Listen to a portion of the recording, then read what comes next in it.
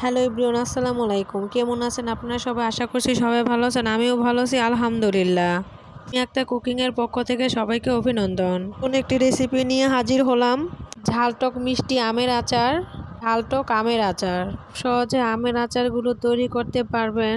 এই আমের আচার খিচুড়ির সাথেও ভাতের সাথেও খুবই মজাদার একটি আচারের রেসিপি। এখানে আমি কিছু আম নিয়েছি, এগুলো কেটে সুন্দর করে ধুয়ে নিব।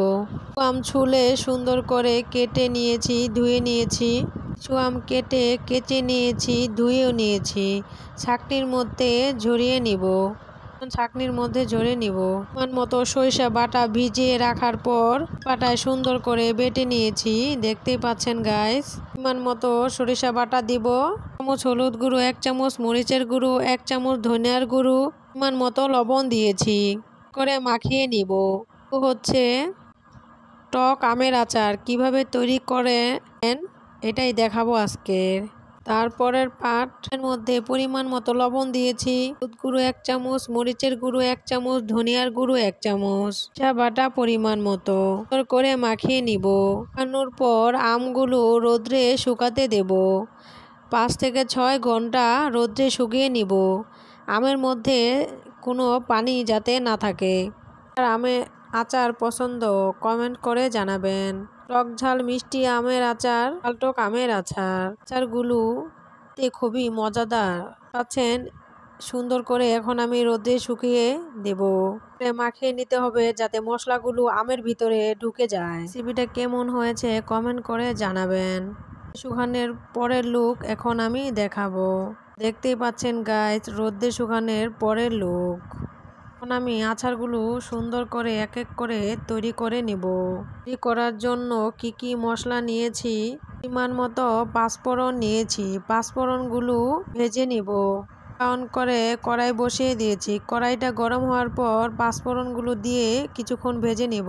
এখন আমি শিলপাটার মধ্যে সুন্দর করে বেটে নিব। কড়াই বসিয়ে দিয়েছি।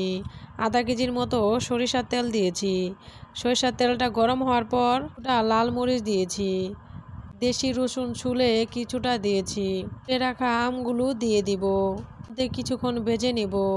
কিছুটা লাল মরিচ দিয়েছি। আপনারা যদি ঝাল বেশি খান তাহলে লাল মরিচটা একটু বেশি দিবেন। দেখতে পাচ্ছেন গাইস, খুবই সহজে টক ঝাল আচার তৈরি করে নিচ্ছি। তাকে 5 মিনিট জাল করে নিয়েছি। আমি পাঁচফোড়ন গুঁড়ো দিয়ে দিব, সাথে ভালো করে মিশিয়ে নিব। পাঁচফোড়ন গুঁড়ো দেওয়ানোর পর আরো 1 থেকে 2 মিনিট আচারটাকে তেলের মধ্যে কিছুক্ষণ ভেজে নিব।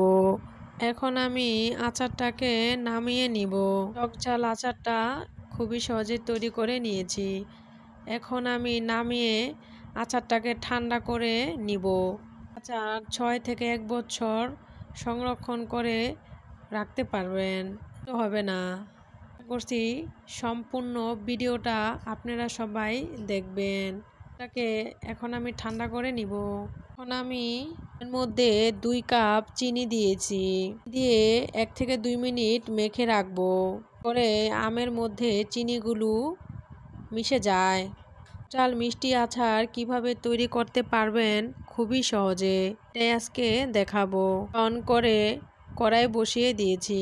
মধ্যে সরিষার তেল আধা কেজির মতো দিয়েছি। এখন আমি আচারটাকে খুবই সহজে তৈরি করে নিব।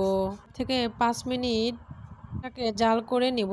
আমি এখানে কিছু রাঁধুনি ভিনেগার অ্যাড করব। আপনারা সবাই এইভাবে আচার তৈরি করে খাবেন। থেকে 2 মিনিট আমি আচারটাকে জাল করে নিব।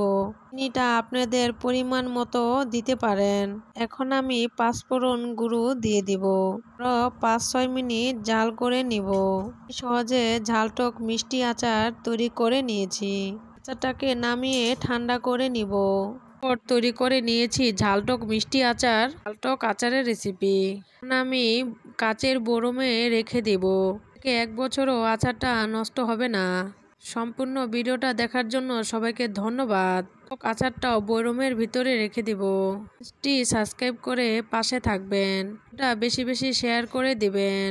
এই ছিল আজকের রেসিপি। এটা ভালো লাগলে কমেন্ট করে জানাবেন। পাচ্ছেন গাছ কি সুন্দর করে আচারটাকে বরমের ভিতরে সংরক্ষণ করেছি। আচার খুবই সহজভাবে তৈরি করে নিতে পারেন। খুবই সহজে আচারগুলো তৈরি করে খেতে পারবেন। সবাই ভালো থাকবেন, সুস্থ থাকবেন। আল্লাহ হাফেজ।